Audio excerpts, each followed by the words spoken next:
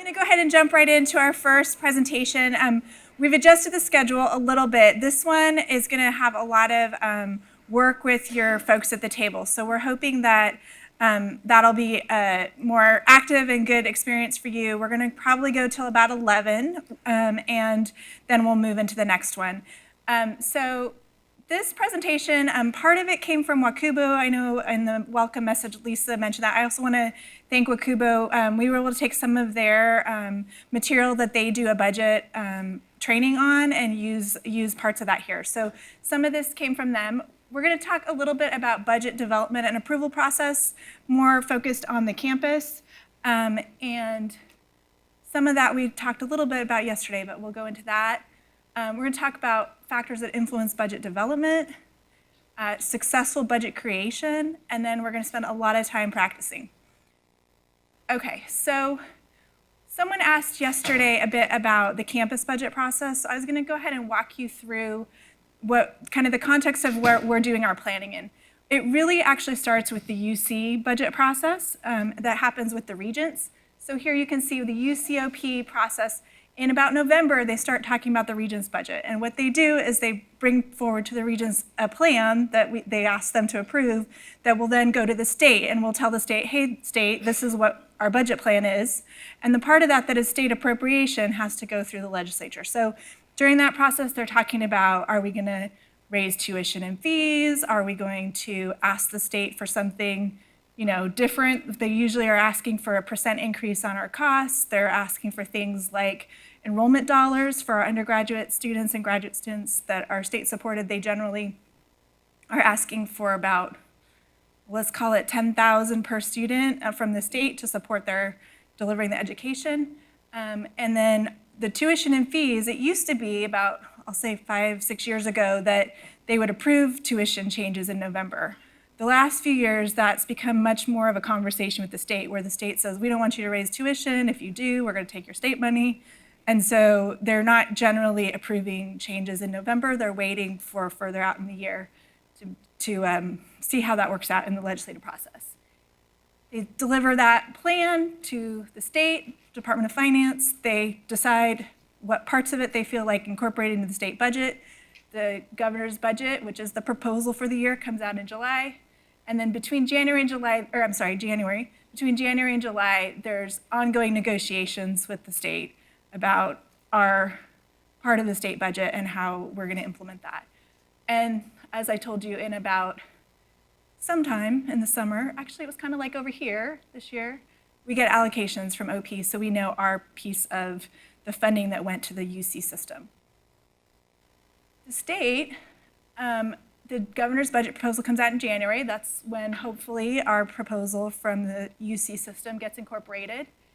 The legislative committees start talking about it all through here. In May, they issue what they call the May revise. It's the governor saying, I'm revising my plan. Usually the main reason for this is because there are certain components of the state budget that are population driven. And so they're updating their population drivers and saying, we know more information now and we're updating our plan on that basis. And so for example, K through 12 and community college funding is part of the Prop 98 formula, which is super complicated. You can ask Lori about it one day. She used to work on that. But that's all very formula driven based on student enrollment in the schools statewide. So those are the types of things they update. And then between May and June, they have more committee hearings. UC has advocates that work with the legislature through this process. Actually, one of the main staff people is someone who used to work on our team, Saya. Some of you knew Saya. And then there's an effort where chancellors, students, we're working with students to go and advocate for what UC wants in that process. So that goes on. Hopefully, the legislature finishes up their work in late June. We have a final state budget, and then OP is figuring out what to do with that. Okay, so the campus process, so we usually wait for these things to happen before we issue our budget framework. So I know people are like, could we start planning earlier? Well, you can, but we can't really give you the framework until we know what's going on with what's going to be in the state budget, what OP has put forward to the regents. So we do our framework. Campus units are developing their budget plans with that framework in mind. we are also through this period providing estimates on certain things, so you'll know our assumptions that we're planning for fixed cost increases, for assessments, for units that get revenue allocations through the budget model, we provide estimates. So as much information as we're able to provide to help the planning process, we do that over this period here. We've just been doing that. We have a few more pieces of information that will be going out any day. And then we start having budget meetings through April, and they usually drag out through June. I think our last one this year is scheduled on July 1st. During these meetings, your deans and vice chancellors are meeting with the provost. The chancellor, in some cases, he usually comes to the vice chancellor meetings. Our team, that's the assistant deans and COOs and other staff, and they're meeting and they're presenting their plans for the next year. Some of these are, this is the money we have, here's what we're doing with it, here's our challenges, priorities, here's how we might be changing our approach. So it's really a conversation not just about money, but about kind of strategic priorities for each unit in the campus. There is often some component of it that is maybe a request or responding to a call in our framework letter like we talked about yesterday, and so that is part of that process. And then during that and going on into, let's call it July, our team is looking at all those proposals. We're also updating our assumptions and trying to understand what is actually going to be the budget and resources coming to us the next year, and working through a decision process with the campus leadership. So we go through a series of meetings presenting the challenges, the requests, those sorts of things that come from units where decisions are made. And as part of that, oftentimes, depending on the complexity, our team may be reaching out to you and other people in your unit to really understand the issues better. We sometimes do pretty in-depth analyses on certain issues because we're trying to help them understand the trade-offs that they're making across the whole campus. It's a complicated process to make decisions, and if you're making decisions about one thing without knowing all the other things that are out there that you have to trade off against, that's a context that the leadership really needs. So we try to provide that. And ideally, early in mid-July to August, we're telling everybody, okay, here's the campus budget, here's what you're getting, and there's a decision letter that goes out. Here are the decisions we made. Some of them are campus-wide decisions. For example, we already talked about how we continue to plan to put money aside for capital. So those decisions are communicated in the summer. And then we ask the units to update your budgets for the year. And we usually do that by about Q1. So I know that sounds like, okay, you're starting the year without a budget, but in reality, what's changing is pretty small, right? So you know what your plan is, you know what you presented, and then you're adjusting on the margin based on decisions or changes in assumptions that you know about as well. So by September, we have everybody's budget hopefully finalized, and that's what we're tracking against for the rest of the year. This picture is on our website in a nice downloadable format if you're interested, and we'll have the slides up. But I think this is a really helpful way to understand what is going on the campus and what drives our timelines. Budget, we talked a lot about this yesterday. What influences it? Mission and vision, strategic plan, organization, type of activity, right? So there's a huge variety of activities, businesses, whatever you want to call it on a university campus. We have something for everyone. And so how you plan your budget is really dependent on what business, what service, what type of activities your unit is supporting. Governance structures. That last picture about the framework, you have to understand what's going on internally and externally that influences your decisions and how you plan. So, I was talking about from the campus perspective, we're worried about OP in the state. You may be in a department and wondering what your dean's doing and what the campus is doing. You may have different ways that funds get allocated within your unit. So those are things that you need to understand and who's making decisions about funding. Context is very important. History, drivers, degrees of freedom. We talked about this a little bit yesterday, but when something's changing, you want to understand why it is the way it is before you go changing it, and then finding out what the impacts of those decisions are.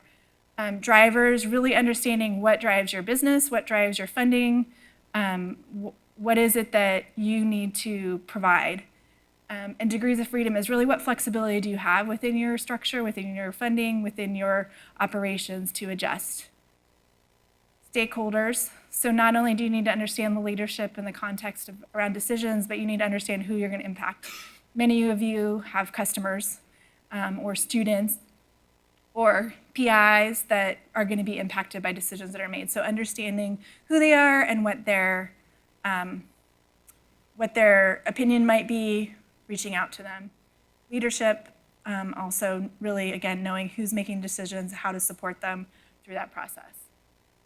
Okay, I'm going to go into a slide, and this is really a framework for thinking about how do you plan and how do you go through a budget process. So I'm going to run through this slide, and then I'm going to give you an example of how we do this with that campus framework. Hopefully it's not too repetitive from yesterday, but I don't think I talked about it quite in this context. And then this is the cycle that we're going to practice going through in your tables for a bunch of time this morning. So the first part is information gathering, and then modeling, discussions, decisions, and then evaluation. And then you might have to make a different decision, so you go back to the beginning. So this just is a nice framework to think about the process for planning budgets. So I thought I would give an example using that framework letter. So the letter really is the communication of the decision, but you can see elements of our planning process, but you can see elements of each part of this. So we look at a lot of things. When we're looking at our core funds, we really need to know what our enrollment is, because our enrollment drives our tuition revenue. We need to know what is the state likely to do. We get a little bit of sense from the regent's budget. We get a lot more sense from the governor's budget. What are our costs changing? Our biggest driver, you saw the slide from Laura that 70% of our costs are employees, and if you were to take the medical center out, it's about 80%, which is pretty common with universities. So our biggest driver is our employee compensation.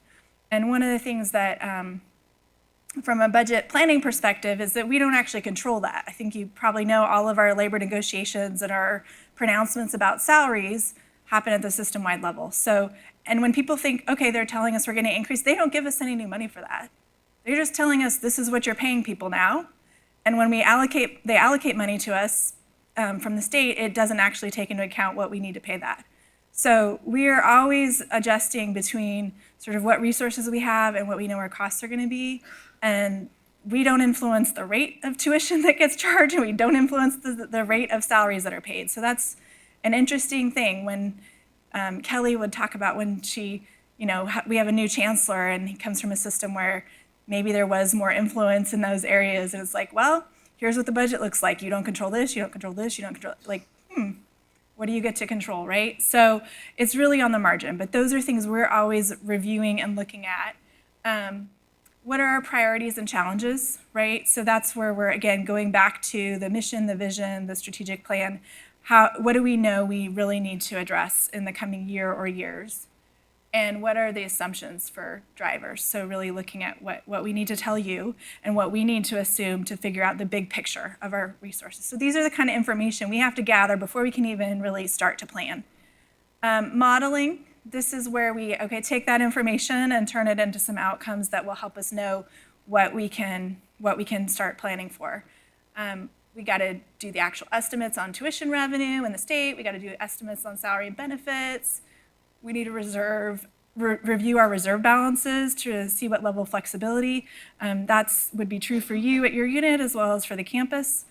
So for example, in this year's letter, if you read it really carefully, you'll notice that we say, we have estimated about a 20 million operating deficit, but we're not saying we're cutting. We're saying we're going to see if we can get through this year, and then we need to have a lot of conversations about the future, right? So that's because we've looked and said, okay, we think we have ways we could bridge this for a year, and develop what-if scenarios and sources and uses. So we have, for what-if scenarios, the other day, on Monday, Joe just redid our tracking form that we show folks, where we show basically our sources and uses for the campus level tuition, and we said, oh wow, okay, the Regents decided to table NRST, what is that scenario? So we've got the scenario we started with, and now we have a few more because we know things have changed. So that's the kind of scenarios we're building. That goes along with the developing of sources and uses. So we have them for the high level campus funds. So all the central funds we manage, a lot of it's out in your budgets, but we're doing big estimates for state funds and tuition, indirect costs, a lot of the assessment funds, those sorts of things. And I guess the other thing I'd say is that we're also modeling over multiple years. So we don't just do 1 year, we're actually going out about 5. Occasionally we get asked to do like the 2030 plan for OP, and we go, okay, we'll go out another 10 years and see how that looks. But you know, the closer in, the more precise you are. And those are the ones we're looking at more closely as the first few years. Discussions. So we need to talk with key stakeholders. So we went through a process over the last few months where we met with the Senate Committee on Planning and Budget and the FEC chairs. We had a retreat with them. We talked about where we see the finances going, what we think the campus can do.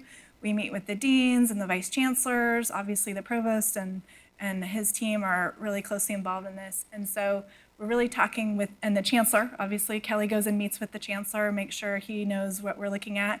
And so we have a number of conversations. They give us feedback on priorities. So we had conversations with the deans and vice chancellors before we put out this letter and said, okay, this is the challenge. How do you think we can approach it for this year? And how do you think you can start thinking differently over the coming years? So those conversations have happened. And I don't know that they always trickle down to you guys, but that is what's been going on the last few months. And we really kind of confirm the priorities and strategies and their comfort with risk and flexibility in the plan. There's always a risk. Things change. We could be wrong. Other new things could happen we can't anticipate. So letting them know how close we are and what kind of risks we think are embedded in our planning process.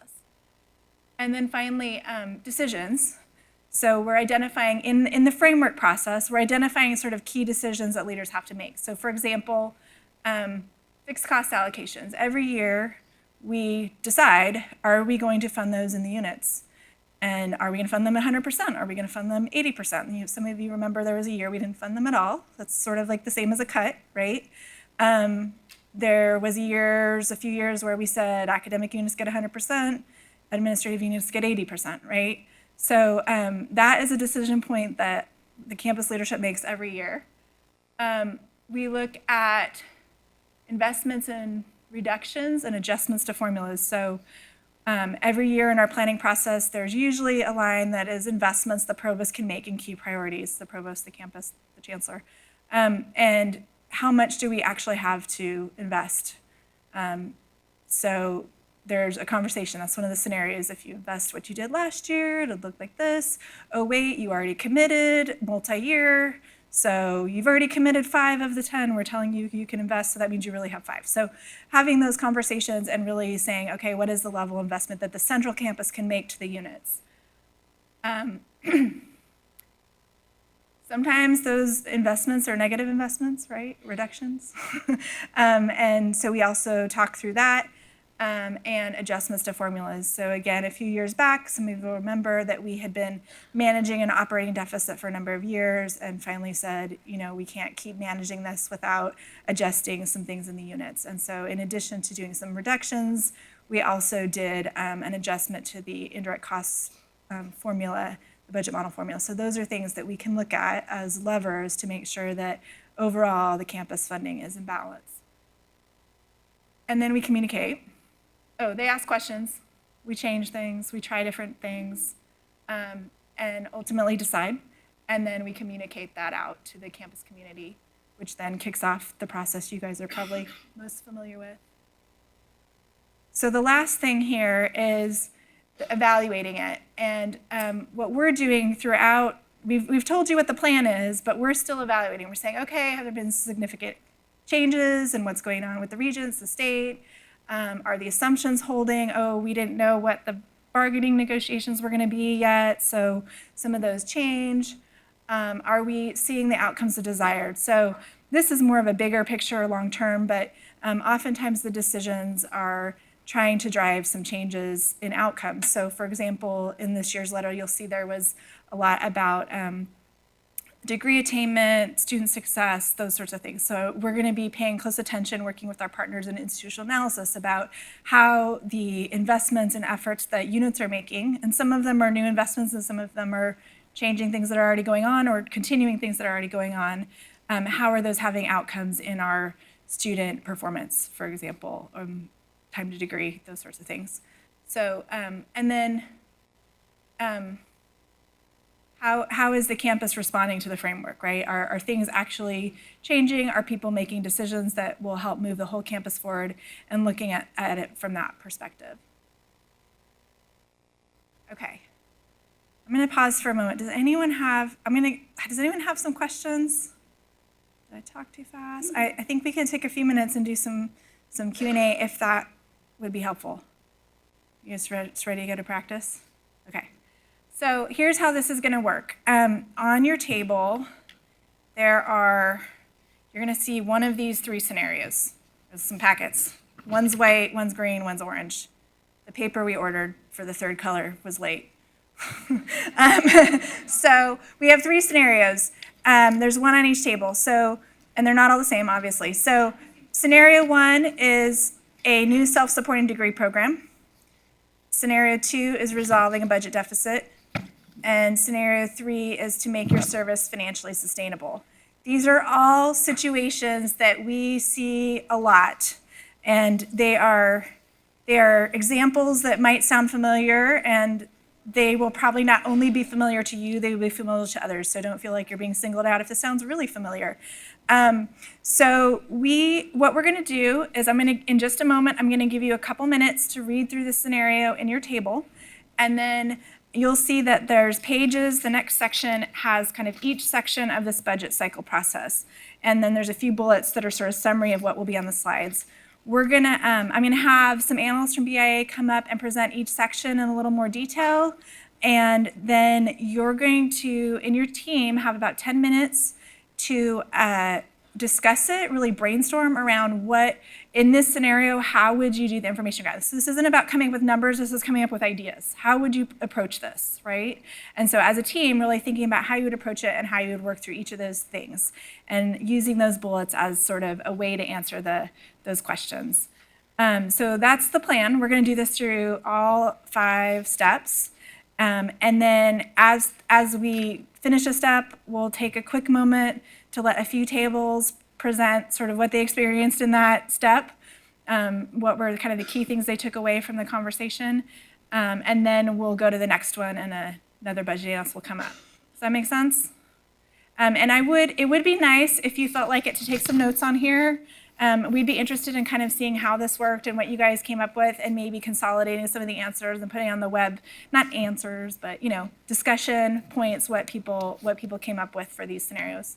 So that's the plan. Okay, so let's take right now, I'm just gonna give you 2 minutes to read your scenarios as your team, and then we're gonna come back and start working on the next item. I'm gonna introduce the first section, and then we'll give you 10 minutes to work on it. Oh. Does it work? Hello? Perfect. Well, I've already introduced myself, but I'm Brian Martin from Budget, and I'm going to be going through information gathering with everyone. It's really our first opportunity to prevent surprises in the budget process. So what are we looking for, really? It's important to have a really clear understanding of what priorities and goals you're looking for your budget to support, because then that can come out operationally with your desired programmatic outcomes. So for example, let's say your unit is attempting to decrease time to degree, and the vehicle that you've decided to use to implement that change is increasing the number of courses that are offered. And so maybe for budgeting, you're going to budget for the additional courses and try and hire a few more faculty if possible and fill vacant positions. What is the current context that you are planning for your budget in? Did you have decreased enrollments in the previous year, and so you're suffering from kind of a revenue stream decrease? What is the governance structure that's affecting your planning process? Where are your stakeholders located? Where are your decision makers in the process? And what types of input are you going to need from them? Now I have 2. There we are. Okay, and how much control or flexibility does your unit have? Do you have a large degree of freedom? Is a lot of your budget already wrapped up just in faculty salary or in student financial aid? What options do you have to generate revenue? If you're a self-supporting degree program, maybe you have capacity to increase the number of enrollments and use that as a tool to increase the amount of revenue. How can you control the costs in your program? So for example, you say you have a couple of faculty retirements coming up. You could potentially hold on to those positions for a few months before hiring and create salary savings. And then what are key drivers of your expense or revenue? Like Sarah just mentioned, this is kind of the context of the budget document. It's having a really clear understanding of kind of the sources and uses document even, and where the money is coming from, where it's going, and what you're spending it on. And lastly, are there any partnerships that you can leverage? And how can those partnerships be found kind of in existing programs and resources? And so one good example of this would be if you were able to create a shared services unit with another unit on campus, or if your unit is planning on creating an online course, and there's another unit on campus that's already paid for a platform that you'd be able to use to offer your own course. And that way it saves on your startup costs. And that is our section for information gathering. And now I think we'll take about 10 minutes and we'll move on to the next section. All right, our time for this section is up, and this is where I'm going to ask for volunteers. And this is just a chance to have a little bit of feedback from the group, to share what you talked about, maybe what was the most challenging part of this for your table, maybe what you learned, or whatever you want to share about your conversation, really. So do I have a volunteer that has scenario 1? Anyone? Anyone? I'm going to make you hold up your papers, and then I saw it. Yeah, here we go. Ramona said she would volunteer. I'm going to bring you the microphone. You can stand up, too, if you want. I have to stand up. She doesn't have to stand up, but she kind of... I'll stand up. Okay, right. so we have scenario 1. We had a lot of questions. So this scenario is about, you've been asked to work with the Associate Dean to develop a financial plan for a new self-supporting degree program. So there's a lot of, there was more information. Do I need to read that? No, you don't. Okay. Just talk about what you... So our discussion, so it sounds like the main goal is to make more money for the college. And we said, why did, quote, they decide that we need a new degree program? What are other priorities for which these funds are needed? Could we save some money, maybe find some other ways if it's about generating more money, maybe there's some savings that could be found in other ways? Is there maybe some development opportunities to provide some more funding for the department? Is there capacity even? Is there faculty available to teach this class? Is there classroom space? Other things that are needed? Is there even a demand for this new degree program? Yeah, we're kind of negative, Nellie's here. Totally. The people who want the money, Totally who are they and what? Will admissions be involved? So if this is a new degree program, then admissions needs to know about that and try to yield these students. Is Extension already providing this a certificate for this degree? Is there demand? Is there competition from other UCs that are already providing this program or other local colleges? Can we piggyback? Maybe there's another department that has a similar degree program. Maybe there's some partnership opportunities. Awesome. Good job. Whoa. I don't know if this, okay. Yeah, those are all the questions we'd ask. It sounds like you were a little skeptical about why you're even doing this. Yeah. Yeah, I know. I didn't give you all the information, but yeah, sometimes we get asked to do something, we're kind of like, why? Who made this decision? But we're still the ones trying to make it work, right? And so you guys were asking a lot of great questions, like the market demand. We ask those questions all the time. So that was what this was about, to think through those. Okay, volunteer. Ramona went first. It wasn't too scary. Scenario 2, someone want to talk about that one? I'm going to move back over here. And we have scenario 2. It's the white one, so now I'm going to... Anyone? I think so. Does it say? Look, their hands are going up. Oh, yay. Thank you. Oh, no, it's the green one. Okay. All right, here we go.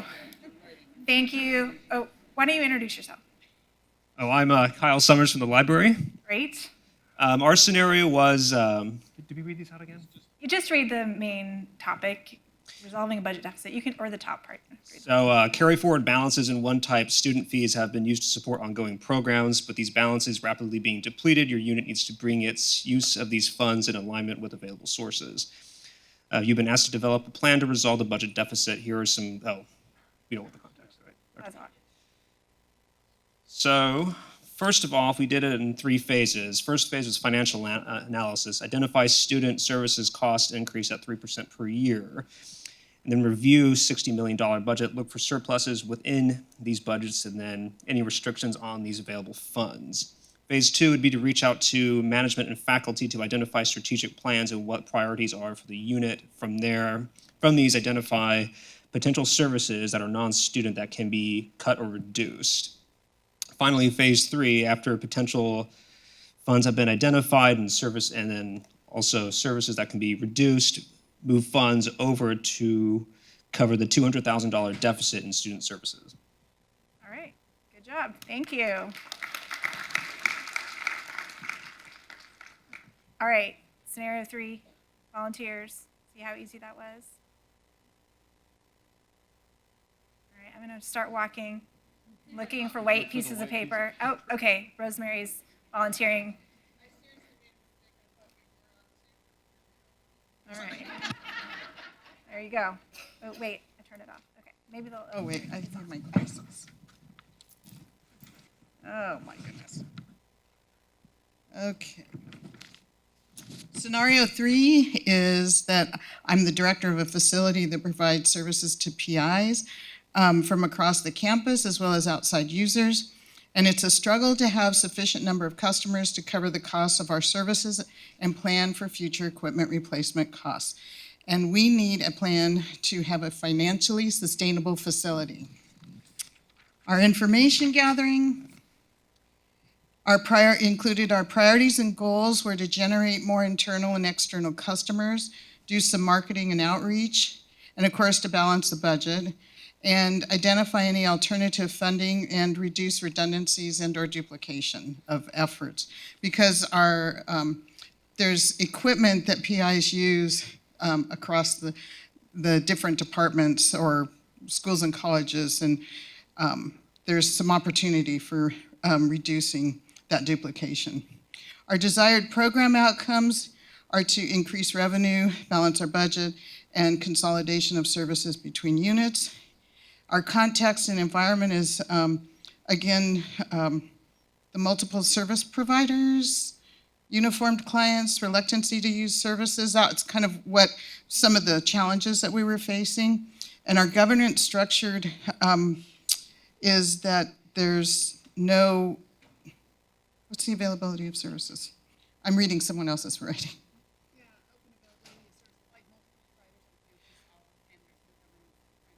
Right, okay, so there was no governance to really try to encourage or influence the multiplicity of all of this equipment and PIs across the campus, which I think we all exists on our campus. Stakeholders are PIs, clients, and across the campus.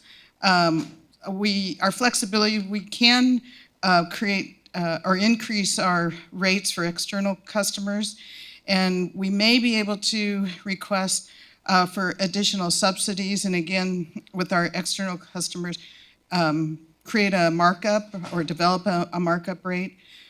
Some of our key drivers are rate committee and what the market can bear, and also subsidies. And then our partnerships are the PIs and those doing the same services. Great. Thank you. Thank you very much. Good job, everyone. All right. Joe's gonna, here. Take it away. Okay, so once you've had the chance to do all your information gathering, now it's a chance to start modeling your scenarios for your resources. And the first thing you need to know is, or determine, is what is it that you actually want to model? Is it the revenue that you're going to generate from a self-supporting program, or perhaps need to model enrollment that you expect from a particular program? In the case of Central Campus, what we're doing a lot is the tuition model. So we get a bunch of information from IA, and we're modeling what we potentially think the enrollment's going to be for undergraduate, graduate students. Key points then is what components of the budget do you want to model?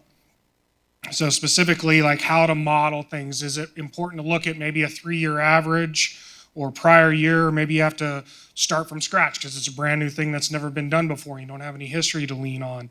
And then key things about gathering your assumptions that you're going to need that are critical for the model could be wage rates or benefits, the volume of services you think you might be able to provide. Could be things about student hours that you need for in terms of labor within your model. Again, it's going to be imperfect, so sometimes it's focusing too on what are the really big key assumptions that you want to model. Time. How can you use the element of time in your model? So certain things maybe have a seasonality to them. If you're landscape services and FOA, there's certain times of the year where activities increase or decrease, or if you're providing services to students, right? The academic year may dictate that. So what areas, how can you figure out where things may fluctuate and how that can impact your model and be important. The next then is what type of scenarios would you model? So I'm always a big fan of I'm a big fan of planning for the worst. No, hoping for the best, planning for the worst, right? Because we're conservative, because we're budget people. So some of it could be is modeling different scenarios with key assumption changes. So when it comes to enrollment, Sarah mentioned about tuition increases. So we model with the 0%, a 2.6, a 3.5, and you can kind of line up those assumptions or those different models, those scenarios to kind of see what the range of outcomes might come. Because again, it's imperfect, so you're trying to get an idea of what the future may hold for you and what you might have to plan for. And then the final piece is, are there drivers that you need to model before you even get to putting dollars on that? So great example is with the tuition. IAID, for us, institutional analysis, does a bunch of work to try and come up with enrollments that then are fed into a financial model where we're then looking at trends for CalVet waivers, because that impacts the total amount of dollars that would come in when it comes to tuition. And that allows us to finally get to a dollar amount that then even feeds other models on campus, like Elizabeth working through the budget model. So I think that covers modeling. All right, so you got 10 minutes. Remember, again, you're not coming up with answers, but you're talking about what are the things that you would need to make some decisions about how you model. So some of the examples Joe gave, you can kind of think about how that would relate to your scenarios. All right, go. All right, time is about up. Gonna start looking for my volunteers. Let's mix it up. How about scenario 2? Anyone with scenario 2 want to share a little bit about your conversation? Anyone? Scenario 2, someone different than last time? It wasn't hard. Promise. You don't have to share much. You don't have to explain the scenario. We've already heard it. Want me to help pick? Rosemary is offering to pick. Okay. Helping. Two. number Green. one? Raise your Green. I hand. said green. Oh. I said number 2. Who has green? Hold up your paper. Oh, good. Thank you. It's for everyone's benefit. We appreciate it. All right. Hi, Introduce yourself. I'm Dylan Werner from Global Affairs, business operations coordinator there. And we are going to volunteer to take on this modeling on the green sheet here. So what we would say is at the beginning kind of run a what if scenario and analyze gap. Actually, let me start over. The information we would need are to look at the metrics for the model and consider things like enrollment and cost of service versus the revenue there. And take that and run it as a what if scenario to analyze gaps and look at that. Look at if nothing changed whatsoever, and then what would happen if enrollment went down or possibly went up, although we would kind of speculate that it would be going down. Some of the solves we might look for would be the one-time funding from possible salary savings, or even go to the dean to look for any unallocated funding that we might possibly have as a one-time fix to try to solve the immediate issue. As we did that, we would look to more revenue streams, a mixture to try to fund this as a going forward so that we don't have to seek any more one-time funding. Revenue streams looking at contracts and grants, gifts and endowments, possibly offering other solutions like online courses to create more revenue. So those are some of the things we looked for in the modeling to solve the issue. All right. Thank you. Thank you. All right, let's go with scenario 1. Who's my brave volunteer on that one? Anyone? Come on, you can do it. All right, here we go. This is the self-supporting program, right? Yes. Okay, self-supporting program. So the information needed from the. Yourself. Sorry. Oh, I'm Reka Sylvain from Student Affairs Divisional Resources. And we had the scenario regarding developing a financial plan for a new self-supporting degree program. Information needed from the model. We thought some of the factors would be your starting base, your enrollment numbers, and the amount of tuition you'd be getting. What should you model? This would be based off of similar programs within campus, other UCs, and as well as doing a regional comparison. Should we also start from scratch? Should we look at prior years? The assumptions needed. This would include wage rates, benefits, startup costs, supplies and expenses, also enrollment numbers, maximum and minimum to maintain. How would time factor into our model? We considered that 3 years would be to be self-supporting, and also another factor would be the frequency of admission. What scenarios should we model? This would be maximum and minimum enrollment to generate revenue, the break-even point, steady state or increased bottom line over time. Is there a driver to model first? We talked about forecasting enrollment, utilization of space, and the effect on faculty, whether they were available. Great, thank you. All right, now I forgot which one I haven't done. So, is it the white one? Scenario 2? 3? Scenario 3, okay. Volunteers, thank you.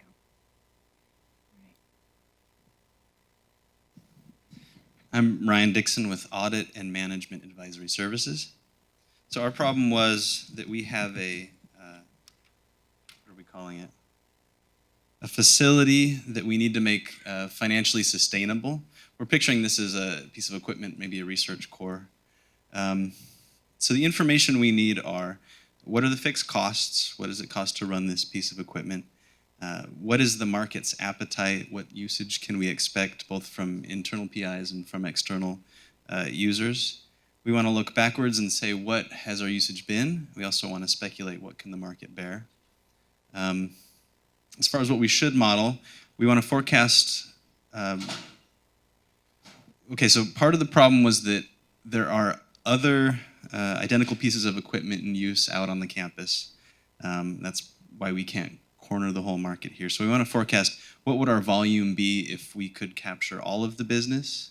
What would our costs be? What impact would that have on what we could charge? So as far as time goes, we want to forecast what our future needs are. We want to forecast when we expect we can break even. We want to look at faculty recruitment plans, graduate student recruitment, what future users might be coming to the university, as well as retirements. Who are we going to have who's leaving and won't be using us anymore? We want to model several scenarios. What if we have higher internal users versus lower external users? Of course, we can hire more or charge more from the lower external users. In the converse, what if we have more outside people using our equipment versus PIs here? We also, this is going to be a hard sell, but we want to model a wind down strategy. What if we can't make it self-supporting? Is there a driver to model first? Sure. First, we want to cover our fixed costs. We want to get our break even, and we want to make sure we understand what our internal and external workload's going to be. Great, thank you. All right, we're gonna move on to the next one, and this one is Lori. I can move it. You want to stand? Okay.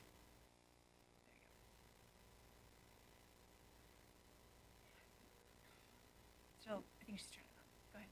Rachel, turn it on.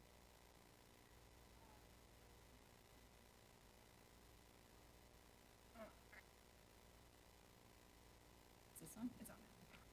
So now that you've done your information gathering and your modeling, hopefully you have a initial budget to start thinking about and sharing out. So what I'm going to be talking about is kind of how to move forward and how to have those discussions or who to have them with.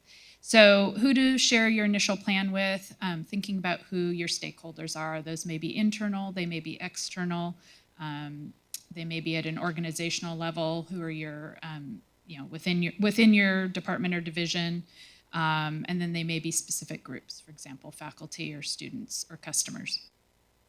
And then in thinking about why you would choose those groups to share your budget with, think about who is affected by your budget. So are there people who would need to implement programmatic changes? Are there folks who are responsible for tracking and monitoring the budget? Are there other folks who may have additional information that would contribute to any changes you might want to make to your budget? And then in thinking about what level of detail to share, again, organizationally, maybe some people would want a more rolled up version. Folks down lower in the organization may want to see just their very specific piece of the budget. And then also thinking about what kind of detail at the source and use level may be better to roll up sources and roll up uses a little bit more for a higher level look. Others might want more detail on some of those areas.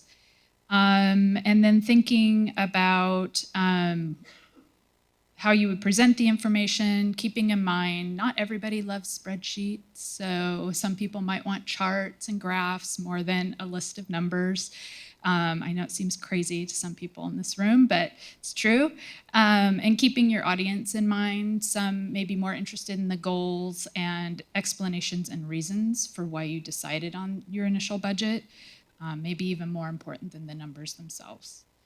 And then also thinking about transparency and just what that means in your organization to be transparent about a budget, being honest about the reasons that you had to make some decisions, the rationale, the alternatives you considered, and communicating those, getting feedback from people as a way of being transparent, and giving them timely notification and the ability to provide feedback.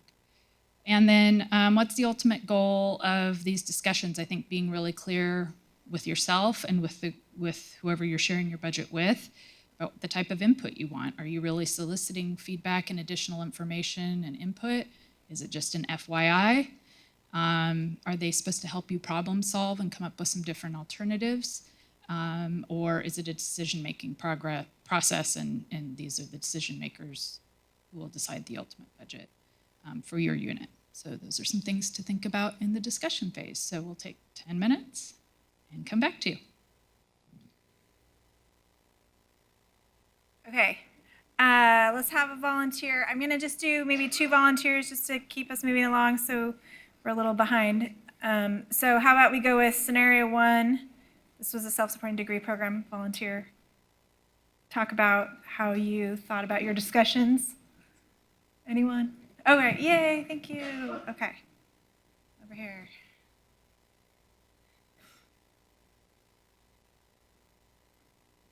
All right. Okay, I'm Allison Prather, and I'm from the School of Vet Med, Pathology, Microbiology, and Immunology, and Population Health and Reproduction. Okay. That is an amazing. So our scenario collection of was the self-supporting degree program. Who do you share your plan with? We said leadership, the departments you're possibly partnering with, your faculty, your program director, and any external donors you plan to ask for support. What level of detail do you share? We said the estimated enrollment and costs, your data, and any various scenarios that you're estimating or planning for. How do you present the information? We put charts, visuals, and possibly like a video or presentation to supplement those charts and visuals so that you can explain what it is you're showing. What does transparency look like? We've said you need to represent your actual numbers, any backups for the costs that you're charging. Tell them at what point you won't be sustainable so that they know what the worst case scenario is. And then tell them your plans for tracking or quarterly review and monitoring methods. And then what is the goal of these discussions? It's to come to a self-supporting budget target, to ask for any insight on missed criteria, and to potentially fundraise for your self-supporting unit. Great, awesome. Okay, good job. Number 2, scenario 2. Anyone want to come? Let's see. I've forgotten what it is again now. Anyone? I think it's green sheet. You guys already did it. Anyone? I'm going over. Oh, yay, thank you. About to come single someone out next time. All right. Introduce yourself. Hi, I'm Guggen from Audit and Management Advisory Services. Okay, so for who we share the plan with, for scenario 2, this is where we're dealing with a budget deficit, mostly from one fund type, which is student fees. Okay, so we would share our plan with the vice chancellor of our unit, also internal finance and budget staff and leaders of different units within our department. We also want to try to share it with existing donors and maybe share our results with enrollment management and undergraduate admissions, since admissions and enrollment seems to have a very large impact. The level of detail for the vice chancellor is going to be very high level, and we want to try to organize it in terms of priorities and strategies that the vice chancellor has in mind for the department. Internally, it'll be very detailed with our own staff, and for internal leaders, we want to place an impact on their programs and keep in mind that there's going to be a lot of negotiating most likely involved with this stage. In terms of presenting the information, we'll probably be using charts, spreadsheets, and PowerPoints, whatever makes sense for the different individuals. And the overall goal for the discussions, we talked a lot about making sure that it's very transparent to everybody involved, making sure that everyone has felt like they've had an opportunity to advocate for their own units and their own strategies, even if it doesn't turn out in their favor, that they've had the chance to communicate it to us. Great. Thank you very much. Good job. All right, keeping time in mind, we're gonna go ahead to the next one.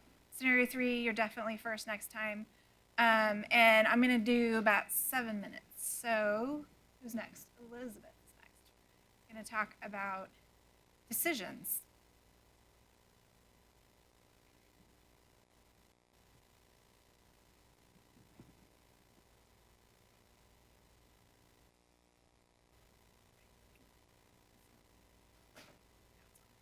All right. Decisions is the best part. So when you are trying to approach this, you want to know who is the ultimate approver. And sometimes there's more than one, and sometimes there is an approver who you wouldn't think was an approver necessarily, but you want to hit all of those. The best way to go about it is to make sure that you are giving a full understanding of the options to your approver.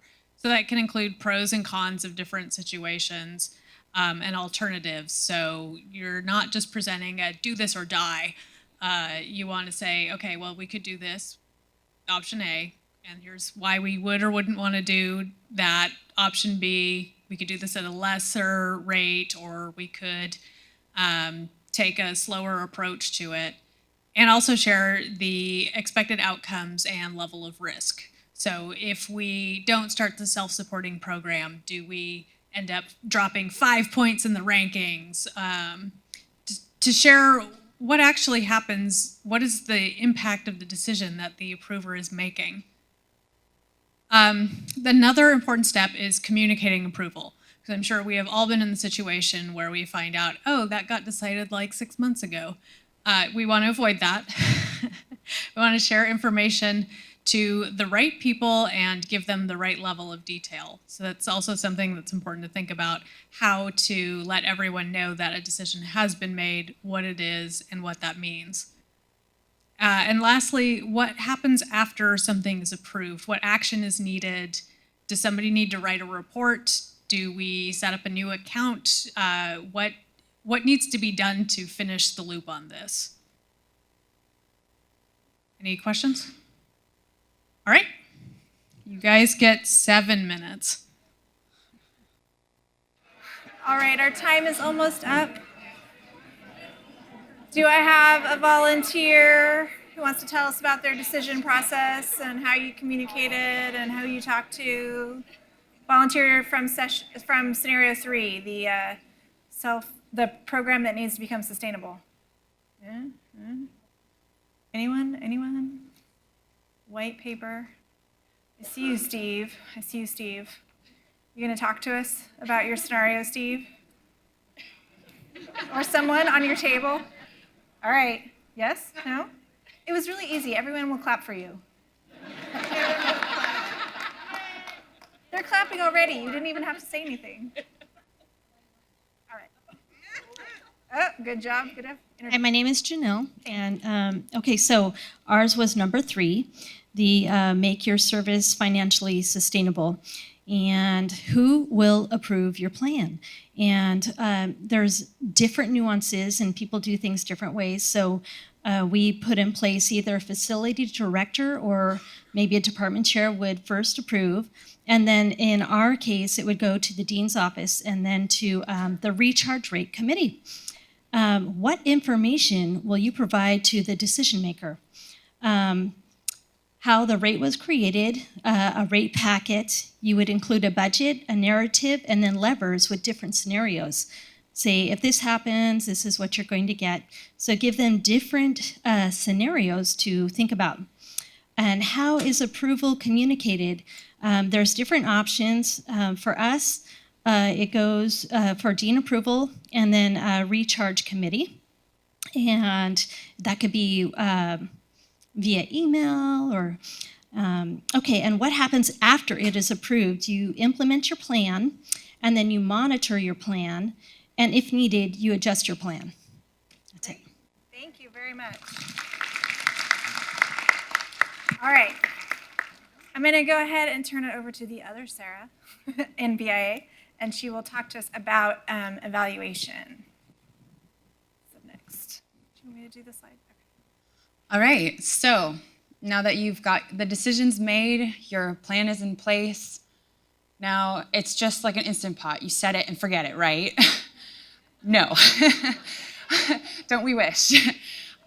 So you have to follow up and evaluate the outcome of the plan that you put in place. And so, you know, some of the ways to do that are checking out what metrics that you would use as indicators. Those can be both programmatic or financial. And what assumptions should you follow up on? Essentially, this is revising the model that you did in a previous slide that Joe had talked about. And like Sarah had mentioned yesterday, that factors have changed since the 5-year plan from 5 years ago, and that now we need to be thinking in a different direction, and so you change the modeling in the plan based on that. And so when and how frequently would you evaluate the outcomes? You know, did it happen the way that you thought it would? I like to use my personal budgeting as an example. My husband and I set up a budget when we first got married for specific financial goals that we had. And so the first month that we did that, I in particular, I'm a foodie, and I totally blew the food budget. I spent twice as much as we had said that I should. So instead of shopping at Nugget and Whole Foods, which are dear to my heart, I was more at Costco and at Walmart trying to check out what I needed to do, because obviously the outcome was not how I had anticipated when we set up. So the next thing you want to do is, what do you do if it is not having the intended outcome? You know, your budget should really drive behavior changes. It's almost worthless if it's just a piece of paper that everybody ignores. You submit it to leadership and then move on with life. But you should evaluate if it's not working out the way you thought it would, why not? And let's think about how we can change that. So what if you identify unintended consequence? An example of that is, you know, if you set up an incentive-based budget that fluctuates so much from year to year that your departments are considering layoffs every year, you know, maybe there's something that needs to change. You know, so what would those be? And what metrics would you use to look for them? So again, those metrics can be programmatic and financial, and they should be measurable, because just saying let's do better this year is really not something that you can measure against. So with that, these are another way to put it. The questions: what happened? Compare it to who cares about the budget and how the outcomes were, and what is the driver, when did it happen, and why did it happen? And lastly, to make a recommendation based on the information and analysis, and to modify your plan as needed. So with that. All right, let's talk for 7 minutes about evaluation, and how you might evaluate the plan you've come up with and think about next steps. All right, I'm gonna look for one last volunteer, any scenario, one last volunteer to tell us about your conversation about evaluation. Anyone? You're not all running from the room, but I'm gonna look for a table that hasn't talked. I think we haven't been too far over here. Anyone? Any scenario? Remember, they clap for you. All right, I'm coming back here. I feel like we haven't heard from this table. We haven't heard from that table. Anyone? No, they won't talk. Okay. All right. I'm looking here. Okay, Nora's going to do it for us. Thank you. All right. What scenario do you have? Tell them really quick. Hi, my name's Nora. I'm from College of Ag. We had the self-supporting program, and so for the evaluation, one of the things we mentioned were the metrics or indicators to look at would be enrollment. What has our enrollment been? All of the costs, are they about where we expected they would be? Are they more? Are they less? What additional supplies did we not take into consideration? Are the students matriculating timely? And are they actually meeting the time to degree that we hoped that they would be? And what was the dropout ratio? And then for assumptions to be checked, we looked at enrollment numbers. Do we still have the same number of interested faculty that we had in the beginning? Is there any other outside funding sources we could consider? And what other outreach and development opportunities do we have? For when and how often should you evaluate? We said quarterly, at the end of every quarter. And then what happens if incomes are not what was intended? We said we would look at adjustments to be made, continue to engage with others outside of the unit to see if there's any partnerships that could be forged, and then continue to do fundraising or look at grant support. And then what if you identify an unintended consequence? We said react and respond. All right, thank you very much, Nora. Thank you, everyone, for participating in this exercise. I hope that was really helpful and interesting for you to think about these in the context of the scenario. I'm sure you have many of your own scenarios. I'm just going to do a couple wrap-up slides, then we're going to take a break. These last slides are really just about sort of do's and don'ts, and I think some of these things you learn. I'm just going to click through them all here as you had your conversations, but I would point out a few that are, let's see if this will work, pretty important, sort of always understanding the goal and articulating the principles that are important to the outcomes, alternatives. You want to have good information, right? So if you build a whole plan and something about your basic information is wrong, that's going to be kind of embarrassing. So you want to get all the facts. And this is hard for some of us who like details, but you have to do the planning at the right level. You kind of have to ignore some things that aren't really as important to everyone or to the overarching plan. So if you want to move forward and not get stuck, you got to ignore some things that are really not as important or material to what you're doing. Going to the next one, these are things that will make your planning not very successful. So, wrong way. Here we go. Okay. So especially things like I mentioned, having not the information or wrong information. If you're not coordinating between planning and budget, this shouldn't be just budget talking planning something without talking to the program, right? It really should be more the program driving and the goals driving and the budget staff, if that's who you are, really supporting their planning process, right? So remembering that it is a partnership. If you did not consider the consequences of some changes, that could be kind of surprising and not go well. And then if you ignore some of these factors. So these are all just do's and don'ts of going through a budget planning process. So I could open it to questions, but you can put your questions on there and we will go to break. So does anyone want a question, comment, quick moment? No, you want to break. Okay, so we're going to break until 11:15. We'll come back and do our next